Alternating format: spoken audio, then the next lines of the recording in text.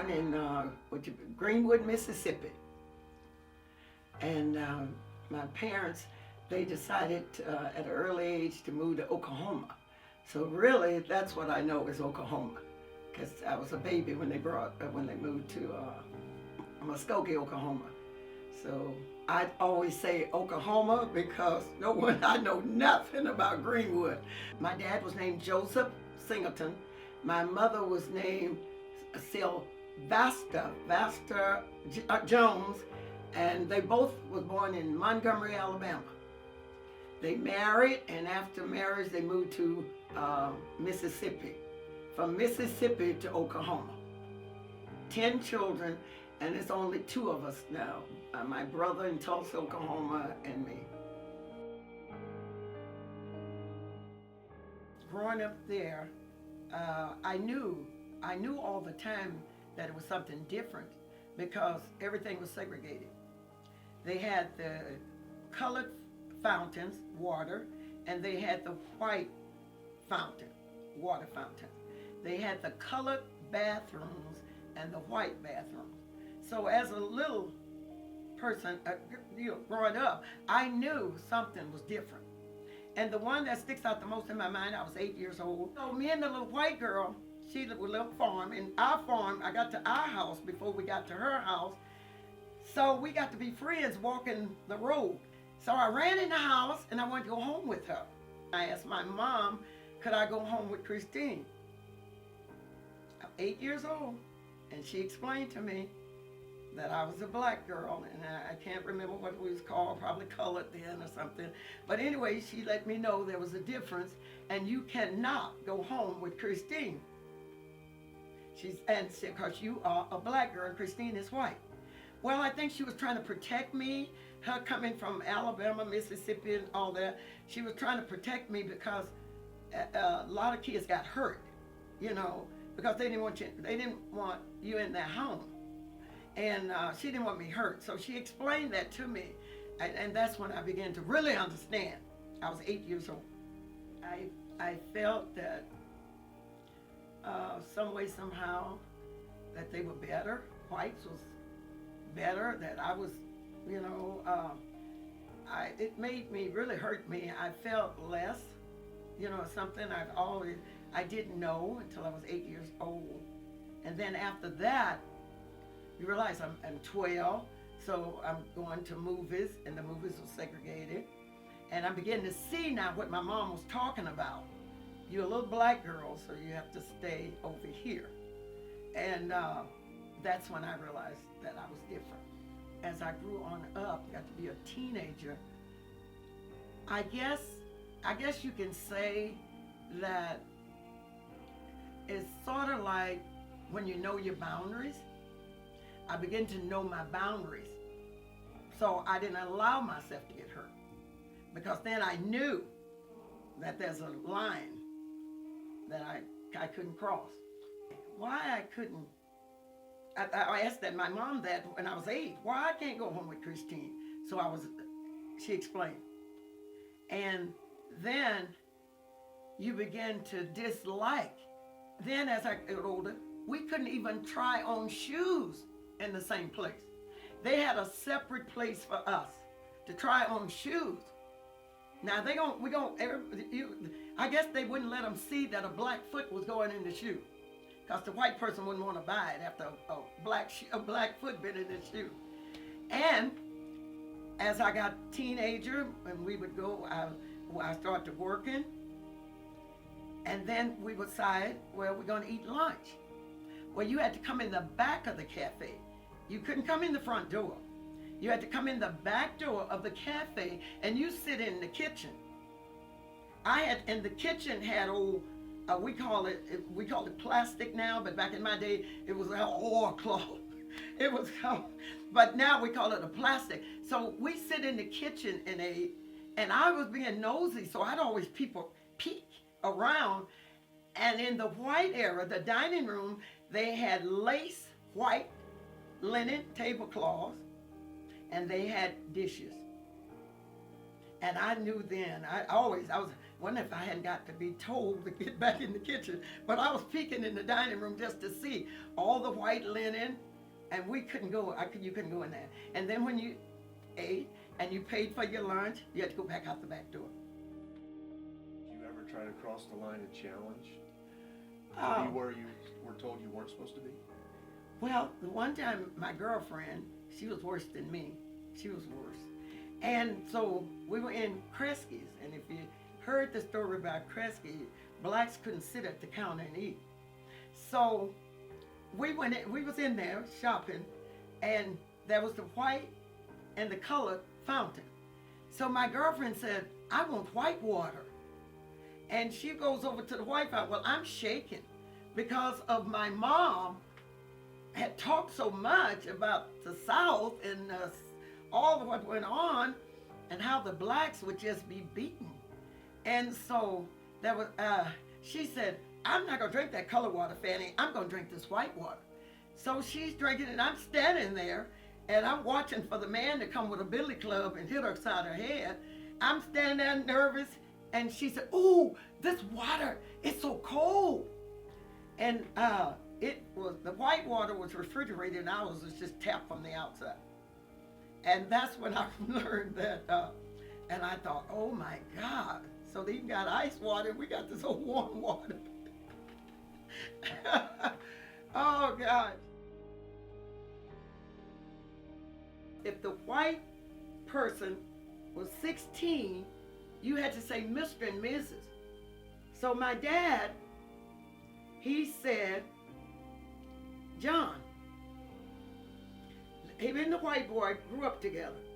My dad was 17. Black people married then at 15, 16, 17.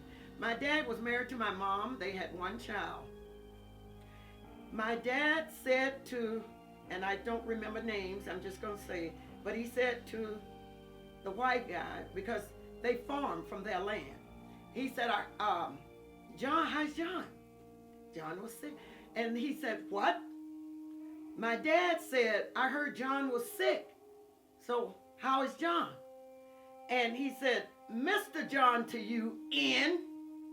Used the N word. And so Dad said, well, we the same age. Well, in my dad's day, that was you being disrespectful to a white man. When you couldn't talk, you couldn't say that. You just shut up and moved on.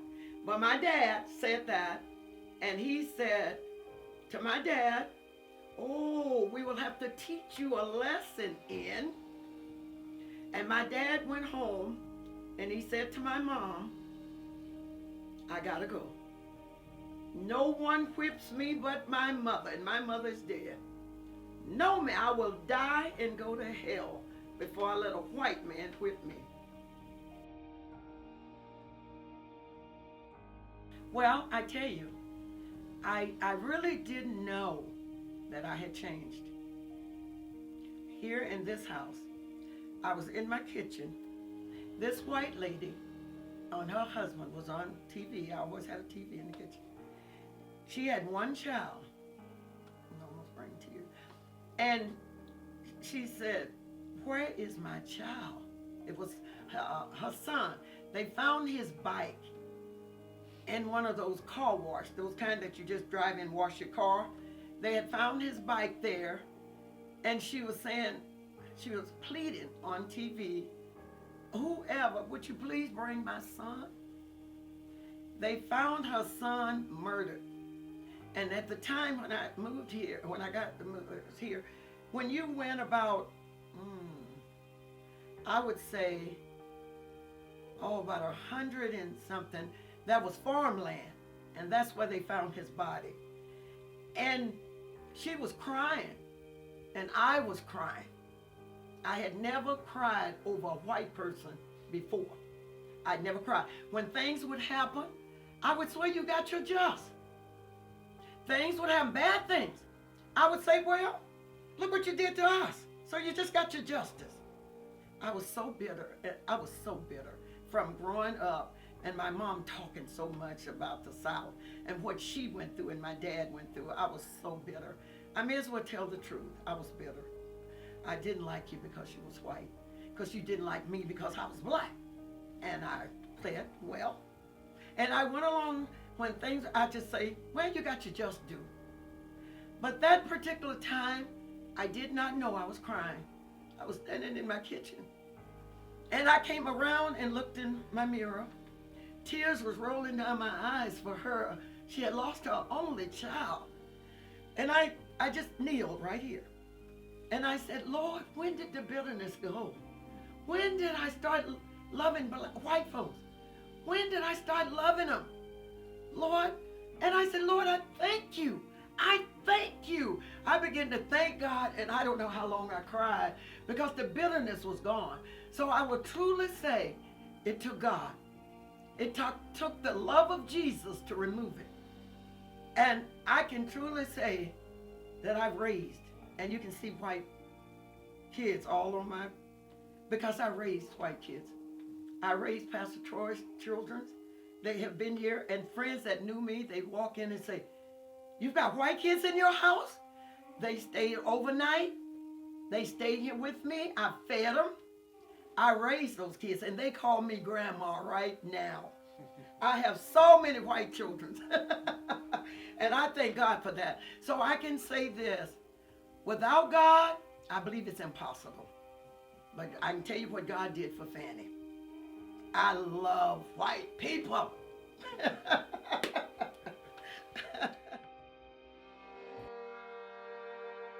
I was married to Seth Ellis, that was in Muskogee, Oklahoma, and he came here to Omaha to work at the packing house. The packing house was going there.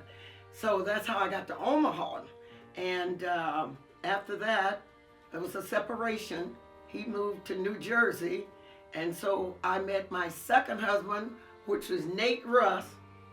And we were together 41 years before he passed away. He passed away, which is coming up, February the 13th, 2008. He was really the best. Good dad. Good dad.